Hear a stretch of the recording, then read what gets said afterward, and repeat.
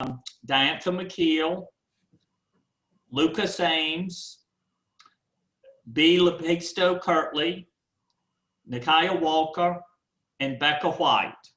So that gives us, and Neil Sherman. So that gives us our quorum for voting members. I will be, today we have elections, so I will just chair the meeting until we get through the election of officers. And then I will let it be a hot potato. We have the choice of the current chair can finish the meeting out, or the new chair can finish the meeting out. And we can move forward from there, and I'll be glad to help walk us through that if needed. But with that, we would like to open up the matters from the public. If anyone would like to speak on any topic related to regional transit, you would have 3 minutes per person. You may be able to either raise your hand electronically on this Zoom format. If you're on a telephone, you can hit *9 and that will raise your hand, and either Sarah or I will be able to call on you to speak. But prior to that, if I could, I do, as you all know, I have to read a notice of electronic meeting that due to the COVID-19 state of emergency, this meeting of the Regional Transit Partnership is being held pursuant to item 4.0-01 of the approved state budget, which was House Bill 29. And this does allow public bodies to hold electronic meetings in the current COVID-19 emergency, and that it is impractical or unsafe to assemble in a single location, and that the purpose of the meeting is to discuss or transact business statutorily required or necessary to continue operations of this public body. This meeting is being held via electronic video and audio through Zoom online meetings, and will be accessible to the public with closed captioning, and there will be an opportunity for public comment during that particular portion on the agenda. Notice has been provided to the public through notice at our offices, to the media, website posting, and the agenda. The meeting minutes will reflect the nature of this emergency, that the meeting was held electronically, and the type of electronic communications that it was held. A recording of the meeting will be posted on our website at www.tjpdc.org within 10 days of this meeting. And that is it for the formalities. And do we have anybody that would like to speak?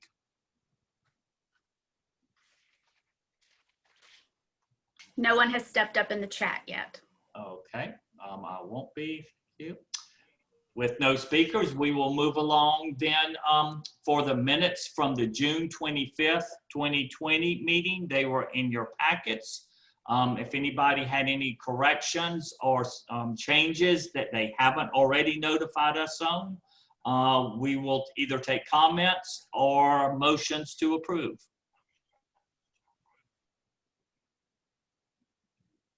So this, Becca, I have two things on the, maybe Garland already caught this, but there's a typo in Garland's name on page 3. You just search for Mr. W-I-L-L, and then I think there's a typo, so just to fix that. But on page 4, there's an update about UTS, and the paragraph starts, there is only one route, or something like that. And I'd like the opening phrase to say, if you guys don't mind, I'd like it to say, as of summer 2020, Ms. White said there's only one route running. And I can put this in the chat so that I can grab it for the minutes. But, you know, 2 years from now, and somebody's reading it, I get to be clear that it was a summer of 2020 thing that we had to do down route. I would submit that as a potential correction to minutes. Okay. With those, and I'll put it in chat. Okay, thank you. With those corrections, any other? If not, if we could get a motion to approve these minutes. So moved. From Ms. Diantha made a motion. Second. Second. And was that B Second. with the second? Yes. Okay, thank you. We've got a motion and a second. Any other further discussion? If not, those that are in agreement, if you could just all say yay at once, we'll try to do it this way so we can go through fairly quickly. Yay. Yay. Yay. Any opposed? I hear nobody opposed. It does pass. Now we have our election of officers. Just as a reminder to everyone, in our bylaws, we hold an election on the very first meeting after July 1st. We did not meet in July, so this will be our very first meeting. We had a nominating committee that volunteered at the June meeting of Mr. Snook and Ms. Kirtley. And we will be asking for their recommendations for the chair and vice chair positions. Those are the only two positions that we have with the partnership. No treasurer and no secretary. Okay, thank you very much, Mr. Boyles. I spoke with Lloyd Snook, and I guess he's not able to be here today, but anyway, he and I spoke, and we would like to recommend, because of what's going on with COVID and everything, and we would like to recommend Diantha McKeel as chair and Lucas Ames as vice chair. Okay. I will take that as your formal recommendation. Just for everyone, according to our bylaws, the chair and vice chair position can be reappointed. So there's no limitations on that. I will then open it up from the floor if anyone else would have any other nominations for chair or vice chair. I move that the nominations be closed. Okay, I think that was I second that. like Randy Parker with a motion to close nominations. Was there a second? Second that.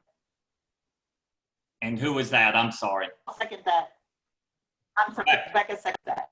And Becca White seconded. We will take a vote on closing the nominations. All in favor, please say aye all at once. Aye. Aye. Anyone opposed? Hearing no opposition, it passes unanimously. That brings us then to the voting, and I believe we can take both positions at once. And the motion is Ms. Diantha McKeel to continue as chair and Lucas Ames to continue as vice chair for fiscal year 21. All in favor? Aye. Anyone opposed? Aye. And no opposition. So congratulations, both Diantha and Lucas. We're glad to have you back, and I'll turn it back over to you, Ms. McKeel. Thank you very much, Lucas. I look forward to working with you again this this coming year. And thanks everybody. This is really, we appreciate it, and thank you very much. So let me just see.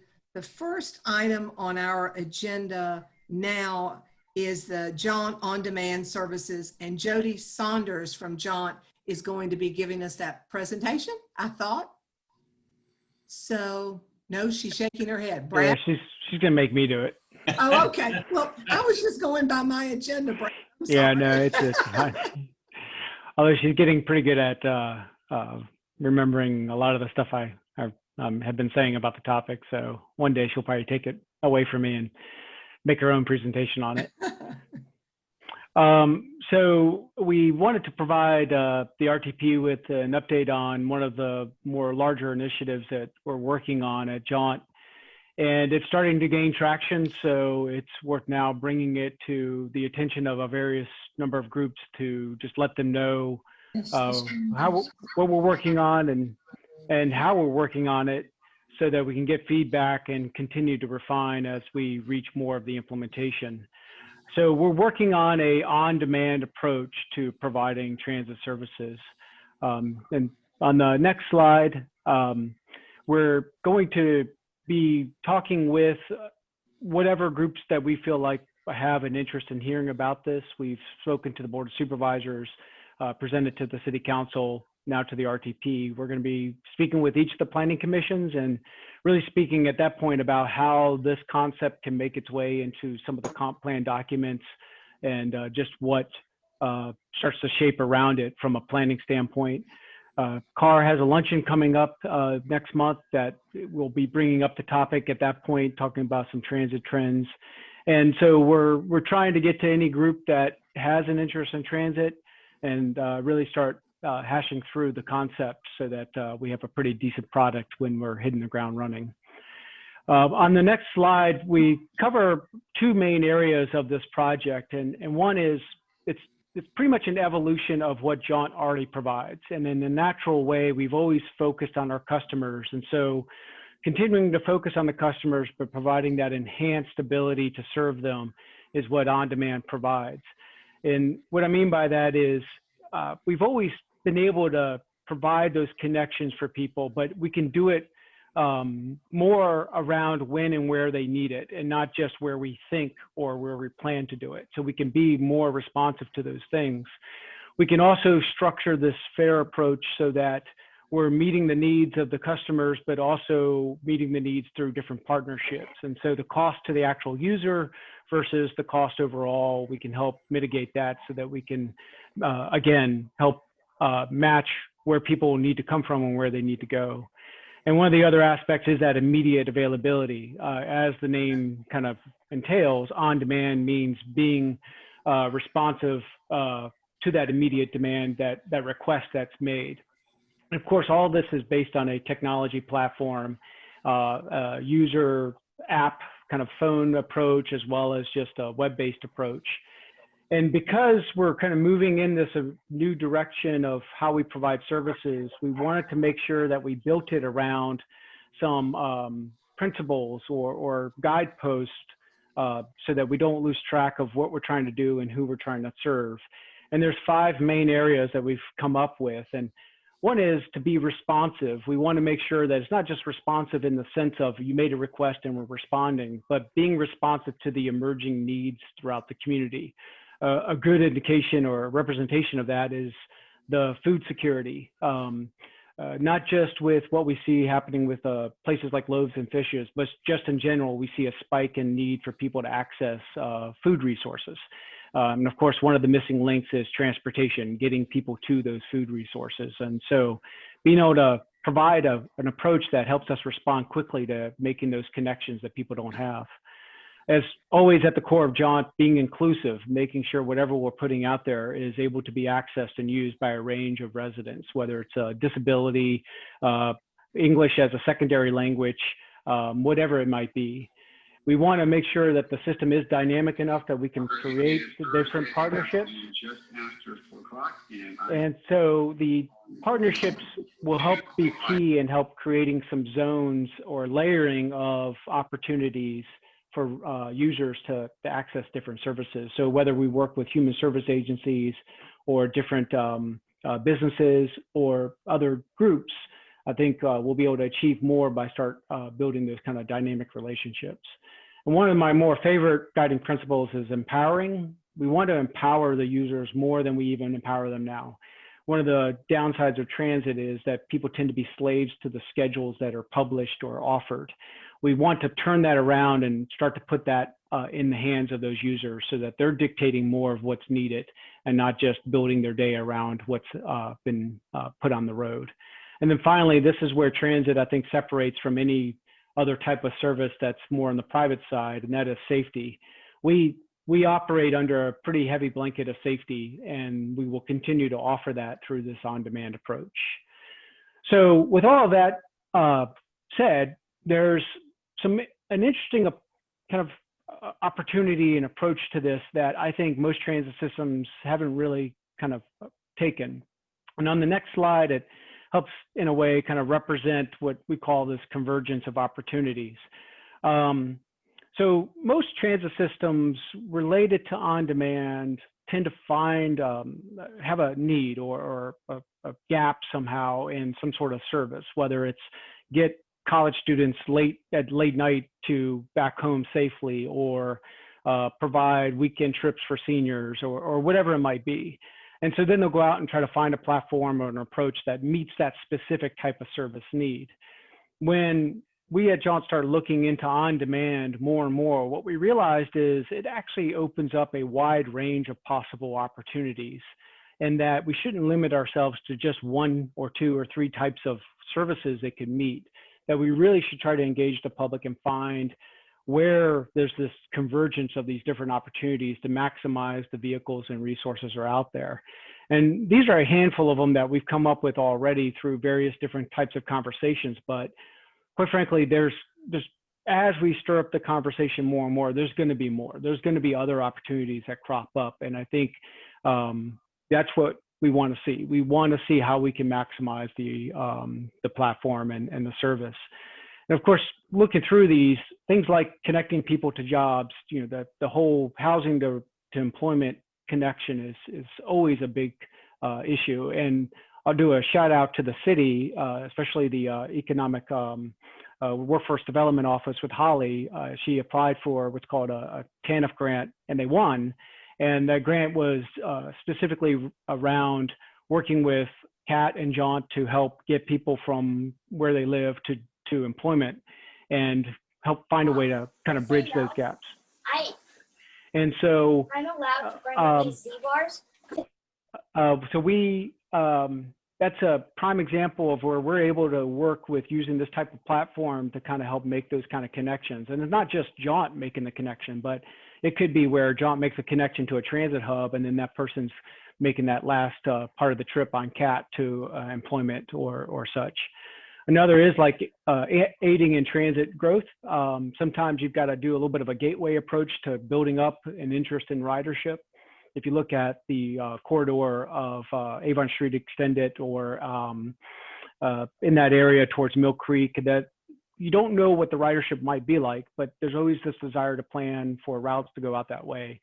But something like On Demand could help tease out where those interests are and where the people are interested in going, and start building more of a fixed service around that.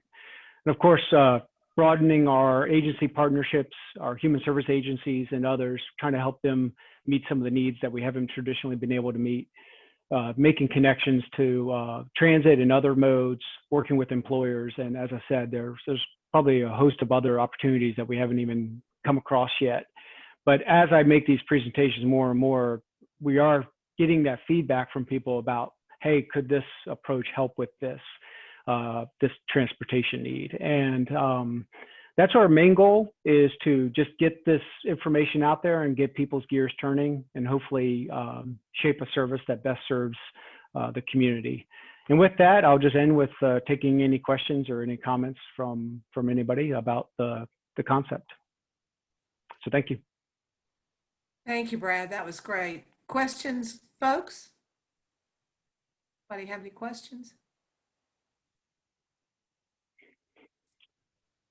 So you'll be hearing more and more about it as things progress. Thank you. Brad, I was really interested because I went on the JAUNT website today just looking, and you have 5 or 6 on demand response service areas listed already. That's in addition to your connection, your connects that you're doing for us in Albemarle County. Really, you all are, I'm impressed with how much you all have grown and how many routes and different services you're offering right now for our community, in addition to the ADA. Yeah, thank you. And this type of approach actually helps simplify a lot of that, so that someone doesn't have to do a lot of research to figure out what might be available to them. We're hoping this type of platform will help simplify that. And not just, again, for JAUNT, I think it's any mobility option that's out there. I think it's important as we're heading hopefully towards emerging from COVID, that we're making sure people who are looking to re-engage transit know what their options continue to be. Yeah, I didn't, you have one listed for Keswick and Crozet, in addition to Earlysville. I mean, just really pretty impressive for the Albemarle community, which is so big and spread out. Any comments or questions from anybody? Nope. Okay, I guess thank you very much. I'll look forward to seeing you at my Citizens Advisory Committee meeting presenting. Then the next agenda item is CAT, JAUNT, UTS, and our COVID-19 updates. And I guess we start with the video that we're hearing about some. So who's taking this one on? Garland or If Chip? I can, Chip, Madam yeah. Chair, just a reminder, we sent out a note earlier. We're hoping to working with CAT, JAUNT, and UTS, and some of you have even, I think, had a brief draft viewing of the video that they have, but it's not ready to go out for public yet. So we may have to bring that back to you in the future, and you'll likely be seeing it hit the airwaves before then. But I do know that some of you have had a chance to already brief it and see what a really great partnership that's turning out to be. So I think we have to take that one off, but the other was just to get an update on where some of the CARES Act. I know the local governments have received a second phase of funding and don't know how that might be relating to transit. And perhaps both our local and Neil for DRPT may be able to chime in and just give us some updates. Garland, you want to start?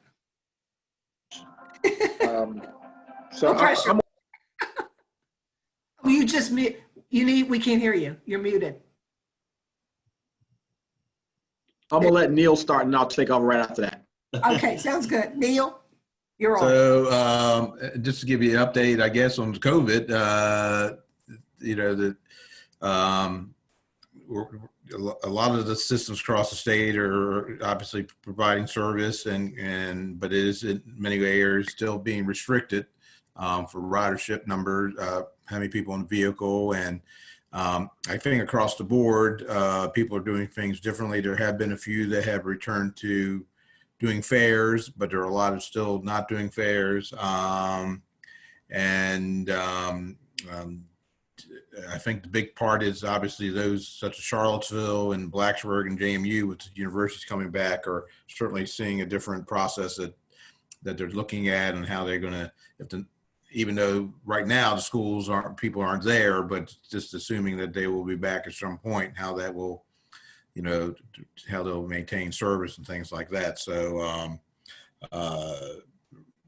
as far as, again, everybody is trying to maintain services. I think we had very few shutdowns, but certainly there's a lot of concern with the drivers, making sure the drivers stay healthy. And sadly enough, we're still coming along with some programs having drivers tested positive. And so it's certainly important to keep, obviously, on the front line people, keep them healthy and be aware of their issues. So.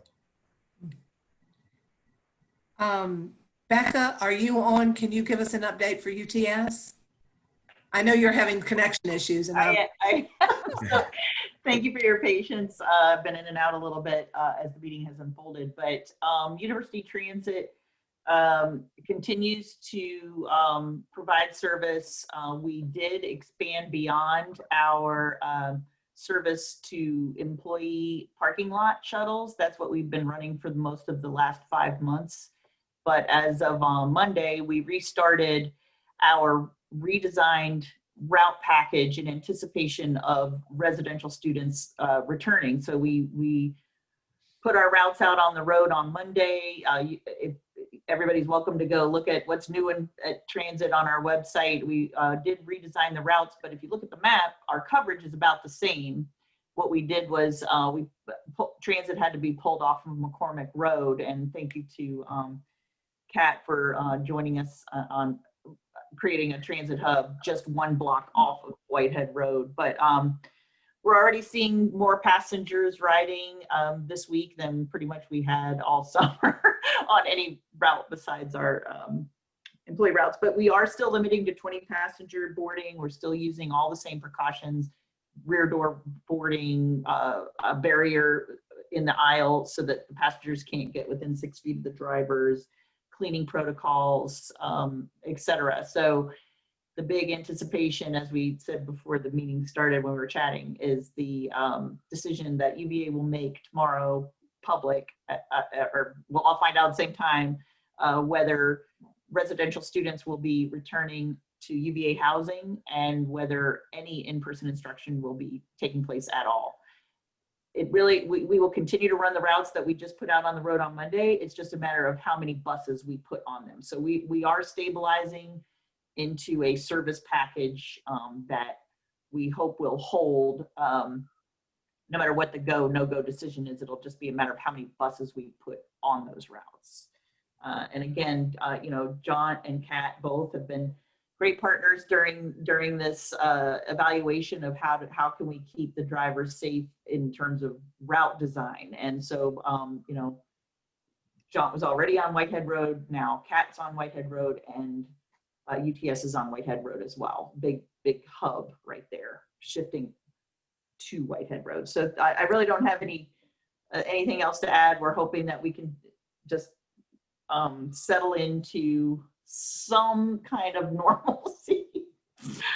But if anybody had any questions for me, UVA is not declaring that employees need to return to work at any certain date. It's all about conducting the business of the university, working from home if you're able, and working on site if you're able. So we're just now starting to get an idea of how many people really are working on grounds as opposed to telecommuting, and you know what that does to the parking demand, what it does to the transit demand, and all that sort of stuff. So it's a right on the eve of yet another top of the hill of another roller coaster ride. But again, a very public thanks to Garland and Brad and their teams as we've all tried to get through this together. So thank you. Are there any questions for Becca? Anybody have any questions about the university or the? Becca, do you all know how many employees, do you have a percentage of how many employees at this point are coming back physically rather than, or maybe the reverse? Do you have any idea about how many are working from home and telecommuting? Well, of course, the hospital is its different. Yeah. Is its own thing. Yeah. And we have actually returned fully to every single boarding on our employee shuttles that we had pre-COVID have rematerialized on our employee parking lot shuttles. We're having, we're almost all the way up to 100% is what it was pre-COVID. So let's just say the hospital's back. Wow. On the academic side, there's quite a wide range. So a lot of the trades are back. So facilities management, dining, some of the services. But if you can gauge it by parking demand, our parking demand is probably down 70%. Oh, okay. And so, and it's kind of dynamic. So I think the go, no go will change that a little will bump it a little bit, but for the most part, our trades and services are already back, and that probably represents 3,000 people, 3,000 employees out of 10,000. Mm-hmm. And then we'll see what this no-go thing or go thing does to that.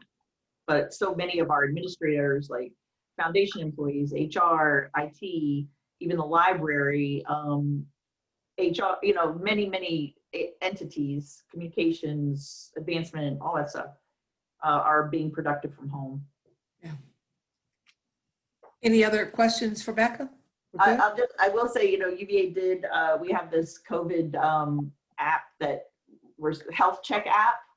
And I have been in touch with the big data people. Of course, it's all aggregated and anonymous data, but yet I have been in touch to help build a demand model and not exactly a travel model. Of course, VDOT's probably hair is curling over saying a travel model, but at least maybe build some sort of demand model based on how many people are using the app every day to say, yes, I'm going to be working my office on grounds, because you have to do that to work on grounds. So we're zeroing in on it. UVA just implemented that, I think, around August the 10th. So it's still normalizing, if you will, but we're hoping to get at least a few hints at how many people really will be on, not just on grounds, but on the roads and on transit, and, you know, impacting the community in that way. Okay, thank you. Garland, your turn. So Yeah. I believe the original question was around the CARES money. That Well, was the question. the question was services and CARES money all around COVID-19 and updates. Okay. Yeah. So we're still running our Lifeline service. We're preparing to, we hired a consultant back, the actual first day they were on site was July 20th. They started putting on 6 of our vehicles temporary APCs. That's been giving us some really good information on our running times, on-time performance, whether we're running early or late. It's giving us all kinds of information that we haven't been able to see before. It's also giving us much more detailed information about ridership, actual ons and offs at specific locations. So that's the temporary model that we talked about. That's going well. We're going to use that information to cut off so we can start our planning part of the process, which is going to take approximately like 45 to 50 days with the second part of the consultant team, Kinetics Transportation Group. They're actually starting to look at all of our existing routes, our COVID existing service, and then our pre-COVID existing service, and they're going to be making modifications to all of those run times so we can get the system working well. So that is going well. So we didn't have any money before July 1. July 1 comes, we're flush with cash. Thank very much to the state and to the feds. So we're able to get to work. So the planning process is starting to happen in earnest. We'll be working through that and hopefully have something tangible with some suggestions that we've talked with Rebecca about. We've actually, the housing community is asking for some additional services. We're trying to potentially plan for some of that, some augmented that service also. So I think those items are going well. COVID money is supplementing our services right now. It's been a very big help. I would dare say if we didn't have the COVID money, we probably would run a negative balance by the end of the year. But that is not the case. So it's been very helpful in kind of plugging that hole because our service levels continue to adjust up and down, and we're running fare free right now, so we're not collecting anything, that's keeping our drivers safe because rear loading prevents that interaction that close, less than 6 feet of distance when they have to get on and interact with the fare box, puts our drivers at risk. Something that we want to make sure we are very mindful of and try to limit that as much as we possibly can. So we're hoping that transit will get another round of COVID CARES Act funding. There has been some discussions that I'm aware of. Don't know how robust those discussions have been thus far, but I am aware that they have been happening and they continue to be kind of pushed through the pipeline. And hopefully we'll get another tranche of money 6-8 months from now. But that's kind of where we are, and then we'll be able to see where our system looks like, and then we'll start to be able to give more detailed reporting for our, for Albemarle County and for the city as to where actual individuals are getting on and off of our system. That's great. Are there any questions for Garland? I have one. I noticed in the minutes, it refreshed my memory that you were talking about, Garland, there were some challenges around some riders wearing masks. Have you all been able to work through those problems? Those, we have to work through them. Well, I'm just saying. So I would say that there still is a small minority group who doesn't want to wear the mask. We are not, there's no ability for us to enforce it using the police, and we're trying not to do that. The majority of our the individuals who are using the mask, who don't want to use the mask, are riding short distances. So we're just making sure everybody who wants a mask has a mask. We provide disposable masks to all of our drivers to hand out. So it is readily available to anybody who wants to use it, but there's a group who just will not use it no matter what we do. We're trying to keep our drivers safe, because there have been incidents, one in New York City, one in Philadelphia, where drivers have been attacked for asking individuals to put on a mask. So we want to try to avoid that. Brad, just to quickly ask you, is John having good experience with people wearing their masks? Are you having any challenges in that? No, not for the, there's no real challenges. I think talk to the drivers. I meet with 3 of them a week over lunch at a distance to chat about how things are going. And I ask about those things, and we don't seem to have any compliance issues there. It's just people lack of remembering that they needed to bring their mask from home or something. So we have disposable masks to provide them. Yeah. All right. Becca, I'm going to throw that question down to you too, because I'm just curious with the university and the community. Yes, thank you. I was just going to put it in the chat, but we so far up until Monday, we were only moving employees around, and for the most part, and employees are subject to UVA's face covering policy and social distancing policy, physical distancing policy that was passed. And so of course and like everyone, we had a supply of paper masks. However, we have had 0 compliance issues. Now, starting Monday, we're now running on 14th Street, JPA, et cetera. And we'll see once the students are fully back. But this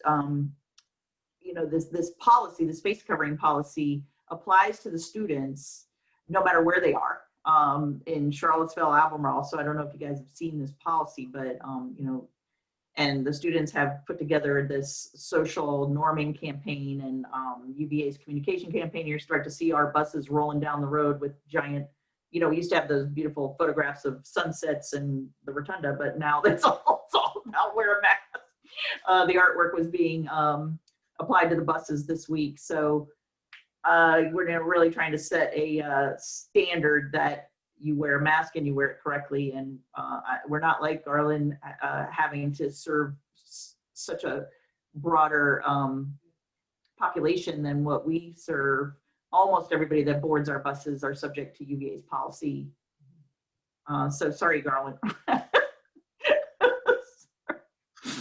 So like Garland, we've been transporting students mostly to VIA, and some of those students, they can't wear masks. It's just impossible. So our assistants wear a mask and a shield, face shield, and hand protection and gloves. And our driver just wears gloves and a mask. But that's about the best we can do with that population. So Jim, just so everybody knows, and most people do know, but VIA is the school for autistic students. Right, the Virginia Institute of Autism. So, and Garland transports there as well. So, Yes. But we don't start school till the 8th. So we're requiring all students to wear masks. So that'll be interesting at the bus stop the first day. We're going to supply masks to students that don't have them, but if there's a student there and there's no parent present and they won't wear a mask, we're going to try to isolate them on the bus. I mean, we're down to 10 students max on a bus, and then when we pull into the school, talk to the administrator immediately, because we can't do that again with that particular student. So that's where we are. Okay. And Yeah, Garland, this for the is- Charlottesville Public Schools. you wanna- So Charlottesville Public Schools, similar. Just actually had an earlier call at 3 o'clock that talk about some of the issues. They're going virtual for the first 9 weeks. There's going to still be, we're still transporting some individuals out of town to specialty schools. So that's still going on right now, but our folks are being given gloves, hand sanitizer, wipes to keep themselves, to wipe down their areas. Face shields are on the way, that they've got KN95 masks. So we're getting all the protective PPE that we possibly can. But we're also I think city schools is actually looking at a way of trying to put out a policy to the parents to kind of enforce the use of face masks. So I believe they're moving forward with that effort in the next couple of weeks or so. But the goal is to try to minimize the exposure. There will be kind of a seating chart so individuals will know in order that they get on the bus so they don't have to pass each other. So that really is the first kid on will be the last kid off. And then when we unload, so the last one on will be the first one off. And as we exit, it'll be the same thing on the return trip. So that first kid that gets all the way in the back will be the last kid off. So it's we're trying to minimize them passing each other and keep that 6 feet of social distance we possibly can. Avaya did have a positive case with one of their staff members, and I thought they did a good job of communicating with us. Our drivers ended up not being at risk, but I thought they took the proper precautions. Right. Any other questions for these folks around COVID or? Becca, just in case anybody hasn't seen, UVA did launch a COVID dashboard earlier this week for positive COVID cases and then different aspects of it. It'll be tweaked as interesting data becomes available and questions come up, but it did launch this week. If anybody's interested in a UVA COVID dashboard, it's really easy to find off the main page. I guess the last thing I would say, Diantha, is on the COVID positive cases. I don't know if everybody is aware that CAT did have one positive case. That individual has gotten over it. We're really fortunate it wasn't a bad case. So they've returned back to work. We have a testing program that is in place that happens every other week, every Monday, Wednesday, and Friday. I actually have reached out to Becca and Brad